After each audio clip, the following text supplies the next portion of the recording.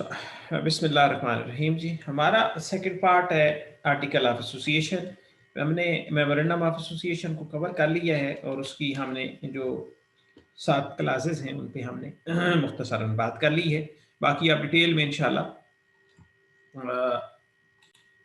उसको खुद भी देखिएगा, पढ़िएगा तो इंशाल्लाह मज़ीद आपकी अंडरस्टैंडिंग बेहतर हो जाएगी मेमोरेंडम के बारे में। जी, आर्टिकल ऑफ एसोसिएशन जैसे मैंने आपको बताया, ये इसमें कंपनीज की इंटरनल मैनेजमेंट होती है और मेमोरेंडम जो है वो आपका कॉन्स्टिट्यूशन होता है। उसमें अंदर मेजर आपकी जितनी चीज़ें हैं वो सारी कवर होती हैं उसमें। The bylaws of the company subordinate to constitution, इसमें आपको कहता रहूँ ना कि सबऑर्डिनेट है कॉन्स्टिट्यूशन का, तो इसके अंदर बायलॉज है जो कॉन्स्टिट्यूशन का सबऑर्डिनेट है। And further subordinate to the act, act से यहाँ मुराद है Companies Act 2017. They contain the guideline on day-to-day issues faced by the company. इसके अंदर बेसिकली रूल्स, रेगुलेशन और गाइडलाइंस हैं जो कंपनी के डे टू डे ऑपरेशन को रन करने के हवाले से ही हैं। ठीक है, मेजर आपकी जो गाइडलाइंस हैं वो आपकी मेमोरेंडम के अंदर कवर है। For example, the act requires that a public company which is not listed shall have at least 3 directors. Law requires minimum 3 directors. ठीक है, बात समझ आ गई आपको? एक्ट के रिक्वायर करता है कि 3 डायरेक्टर होने चाहिए, लॉ के मुताबिक 3 डायरेक्टर होने चाहिए। ठीक है, एक्ट है आपका, लॉ है। Hence, company may write in its article that the company shall always have not less than 5 directors if the member of the company want to do so. तो मिनिमम रिक्वायरमेंट जो law की थी वो 3 थी, लेकिन company कहती है कि नहीं, लॉ की रिक्वायरमेंट तो 3 है लेकिन हमारा इंटरनल जो मैनेजमेंट सिस्टम है इसके मुताबिक हम बस कम 5 होने चाहिए। तो ये बेसिकली आपके रूल्स एंड रेगुलेशन जो होते हैं आपके मेमोरेंडम और एक्ट के ताबे होते हैं, उससे ये बाहर नहीं निकल सकते, लेकिन उसके अंदर रहते हुए आप इंक्रीज कर सकते हैं रिक्वायरमेंट्स को। फर्दर द कंपनी में make various classes of its shares. ये शेयर कैपिटल जब हम पढ़ रहे थे तो वहां पे हमने ये बात की थी। The exit right and liabilities of the each class of share holder shall be stated in the article of association. तो ये आपने कहा था कि सारी क्लासेस जो हैं ये आपके आर्टिकल ऑफ एसोसिएशन का पार्ट है। It is the option of the company limited by share to get the article registered or adopt table A of the first schedule to the Companies Act 2017. अच्छा, एक article of association जो है ना table ए की form में companies act के अंदर मौजूद है, जिसमें यूजुअली जो आपकी इंटरनल मैनेजमेंट के हवाले से बाईलाज हैं वो उसके अंदर मौजूद है। अगर आप अपना आर्टिकल ऑफ एसोसिएशन नहीं बनाना चाहते तो आप टेबल ए को भी अडॉप्ट कर सकते हैं। ठीक है, ये प्रोविजन भी कंपनी एक्ट 2017 में दी है कि अगर आप अपना आर्टिकल ऑफ एसोसिएशन जो है वो नहीं बनाना चाहते तो आप उस टेबल ए को अडॉप्ट कर सकते हैं और वही टेबल ए जो है वो आपका आर्टिकल ऑफ एसोसिएशन कंसिडर होगा। However, the registration of article of association is compulsory requirement for a company limited by guarantee and unlimited company. तो ये टेबल ए जो है ये गारंटी लिमिटेड कंपनी और अनलिमिटेड कंपनी को कवर नहीं करता, उसका आपको बहरहाल एनी हाउ बनाना है। The article of an unlimited or company limited by if होता share shall state the amount of share capital with which the company proposes to be registered। ही उसके अंदर चीज होती है। Every company upon the request and payment of prescribed fee for its members shall apply within a period of 14 days a copy of memorandum or articles of the company. Every copy issued after the date of alteration in the memorandum or article of a company shall contain such alteration, and the officer of the company liable to contravention shall be liable to fine। ठीक है, तो जब आपकी company registered हो जाती है तो आपने उसकी अटेस्टेड कॉपी लेनी है। विद इन 14 डेज आप अटेस्टेड कॉपी के लिए अप्लाई करते हैं और इसके डिफरेंट पर्पसेस होते हैं। आप जब अकाउंट खुलवाना है तभी की चाहिए होते हैं, किसकी इदारे के अंदर आपने अपना प्रोफाइल जमा कराना है, काम करना है, वहां से कोई बिड ऑफर कर रहे हैं, वहां से किसी तरह का कोई काम ले रहे हैं तो वहां पे आपने जमा कराना है। तो ये आपके पास आपका रिकॉर्ड का हिस्सा है कि आपने, इट मींस कि ये जो रजिस्टर्ड वो क्या कहते हैं सर्टिफाइड जो मेमोरेंडम और आर्टिकल है, ये एक एससीसीपी की तरफ से एक जो है वो नोटिफिकेशन है कि ये वाला मेमोरेंडम और आर्टिकल हमारे पास रजिस्टर्ड है, इसके अंदर जो क्लासेस हैं वो उनके मुताबिक आप इस कंपनी के साथ अपनी डीलिंग कर सकते हैं। अच्छा, जिस तरीके से हमने नेम के अंदर जो है वो अल्ट्रेशन पड़ी थी, इसी तरीके से आर्टिकल ऑफ एसोसिएशन के अंदर भी आप स्पेशल रेजोल्यूशन के थ्रू आप उसके अंदर अल्ट्रेशन कर सकते हैं। स्पेशल रेजोल्यूशन भी हम पढ़ लिया कि स्पेशल रेजोल्यूशन क्या होता है। आपकी जनरल मीटिंग के अंदर होता है, 21 दिन का नोटिस होता है और आपका 3/4 जो है वो अक्सरियत के साथ वो अप्रूव होना चाहिए, ठीक है ना। और इसी तरह आपने अगर आर्टिकल के अंदर कोई चेंजेस करनी है तो वो भी आपका स्पेशल रेजोल्यूशन के थ्रू होता है।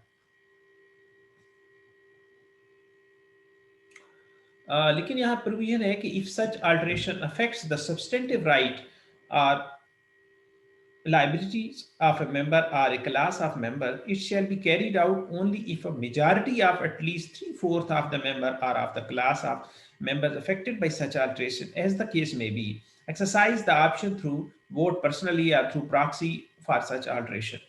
ठीक है ना। तो ये आपको जब कोई भी मेंबर, कोई भी ऑर्डिनरी शेयर होल्डर जो है वो खुद वोट देता है तो वो उसको ऑथराइज है। अगर वो प्रॉक्सी देता है तो वो नॉर्मली जो अदर मेंबर होते हैं, जो अदर शेयर होल्डर होते हैं, उनको वो राइट दे देता है। तो एक प्रॉक्सी फॉर्म होता है। आपने जब भी कोई फाइनल अकाउंट्स, अगर आपने जो फाइनेंशियल स्टेटमेंट्स होती हैं वो अगर आप उस तरीके लिए उठा के देखें तो उसके एंड पे एक प्रॉक्सी फॉर्म भी होता है। वो प्रॉक्सी फॉर्म अगर आप किसी और शेयर होल्डर को, किसी और मेंबर ऑफ द कंपनी को साइन करके देते हैं कि मेरे भी आप पे वोटिंग दे दो, तो वो भी एक वोट ही कंसिडर होता है कि जैसे उस आदमी ने खुद वोट दिया है।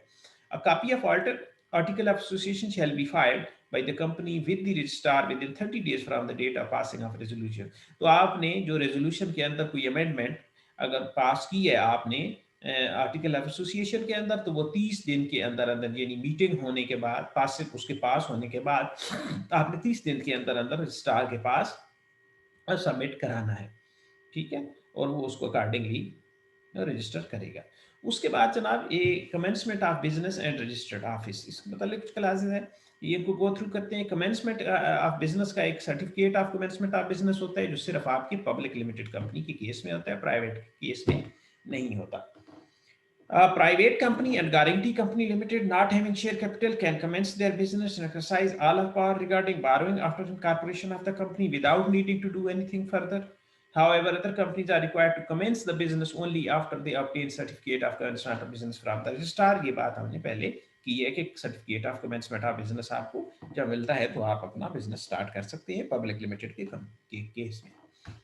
For obtaining the certificate of commencement of business, company has to meet certain requirements which are as follows. In order to get a certificate of commencement of business, the company should have allotted shares against cash for an amount which is at least equal to the amount of minimum subscription। ठीक है, cash collection के हवाले से है।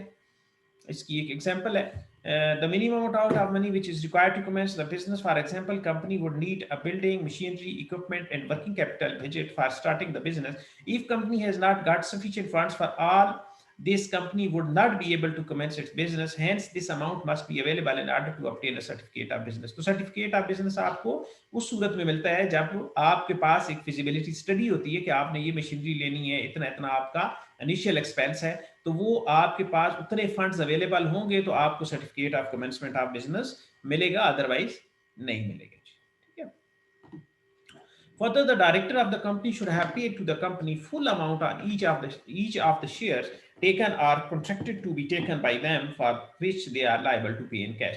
ठीक है, तो director ने जो शेयर लिए हैं तो वो उन्होंने कैश जमा कराना है सर्टिफिकेट लेने से पहले पहले। नो मनी इज और may become liable to be repaid to applicants for any shares which have been offered for public subscription। ठीक है, ठीक है।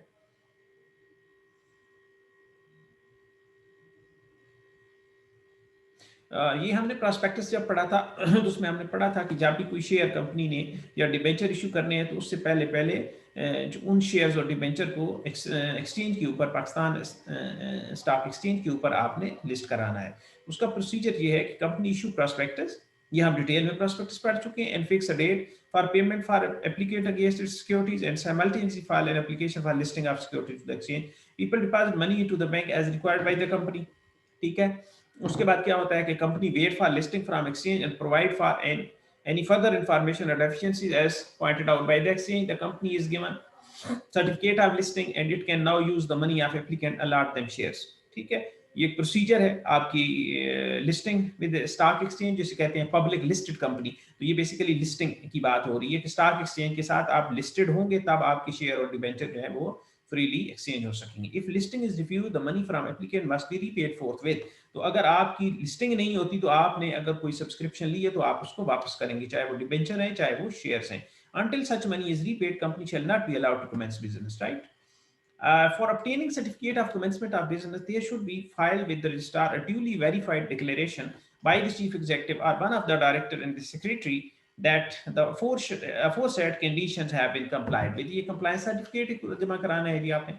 In case of a company which has not issued a prospectus inviting the public to share, there has been filed with the registrar a statement in lieu of prospectus. ये हमने देख लिया था कि अगर आप जो है वो प्रॉस्पेक्टस इशू नहीं कर रहे तो आपने एक सर्टिफिकेट उसकी जगह पे, एक स्टेटमेंट उसकी जगह पे इन लिeu ऑफ प्रॉस्पेक्टस देनी है। या जब हम प्रॉस्पेक्टस पढ़ाते हैं उसको हमने डिटेल में पढ़ा था।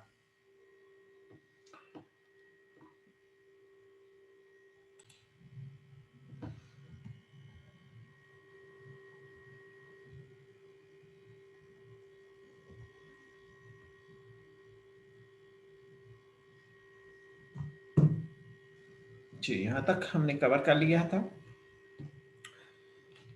हाँ।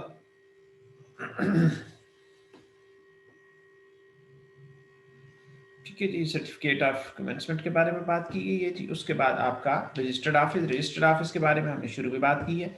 Registered office is a place which is address of the company for receiving all of its communication. It does not necessarily require being the head office of the company. आपका registered office और भी हो सकता है और head office उसके अलावा भी हो सकता है। आपका रजिस्टर्ड ऑफिस और हेड ऑफिस सेम भी हो सकता है, ठीक है ना। तो इसके ये रजिस्टर्ड ऑफिस का कथन मतलब ये नहीं है कि वो आपका हेड ऑफिस है। रजिस्टर्ड ऑफिस जो है वो सिर्फ आपकी SCCP और जितने इदारे हैं उनके साथ कम्युनिकेशन के लिए यूज होता है। लेकिन हेड ऑफिस आपका जो है वो जहां आपने लिखा है ना कि registered office of the company shall be situated in Punjab, तो फिर आपका हेड ऑफिस और रजिस्टर्ड ऑफिस आपका वहां ही होना चाहिए। फिर ये नहीं हो सकता कि आपका रजिस्टर्ड ऑफिस किधर हो, हेड ऑफिस दूसरी जगह पे हो। तो उससे रहना उसी के अंदर है लेकिन डिफरेंट लोकेशन हो सकती है। There may be more than one office for business of the company, but registered office shall be the single. आपके हेड ऑफिस, रीजनल ऑफिस और ये आगे पीछे ज्यादा हो सकते हैं, ठीक है, लेकिन रजिस्टर्ड ऑफिस एक ही होगा। A company shall have a registered office to which all communication notices shall be addressed. It shall notify the registrar within a period of 30 days of its incorporation. तो आपने बेसिकली जो है memorandum जब देखा है तो उसके अंदर सिर्फ था कि कंपनी का जो हेड ऑफिस है, सॉरी जो रजिस्टर्ड ऑफिस है, shall situated in province of Punjab, उसका कोई एग्जैक्ट एड्रेस जो है वो नहीं है। तो आपने जब कंपनी इनकॉर्पोरेट हो जाती है तो 30 दिन के अंदर अंदर आपने कंप्लीट एड्रेस, करस्पॉन्डेंस एड्रेस जो है वो बताना है कि मेरे रजिस्टर्ड ऑफिस का एड्रेस ये है, ऑफिस नंबर ये है, प्लाजा ये है, लोकेशन ये सब वो आपने 30 डेज के अंदर बताना है। Notice of the situation of the registered office or of any change therein shall be given within 15 days. अगर आपने चूंकि आपको registration office with in the province आपको रिलोकेट करने की इजाजत है, तो अगर आप चेंज करेंगे तो कर सकते हैं आप, लेकिन 15 दिन के अंदर अंदर आप रजिस्ट्रार को जो है वो इन्फॉर्म करना है, रिकॉर्ड करवाना है। तो आज का हमारा टॉपिक जो है वो यहाँ पे खत्म होता है। अभी यहाँ तक अगर किसी का कोई क्वेश्चन है तो वो आप पूछ सकते हैं।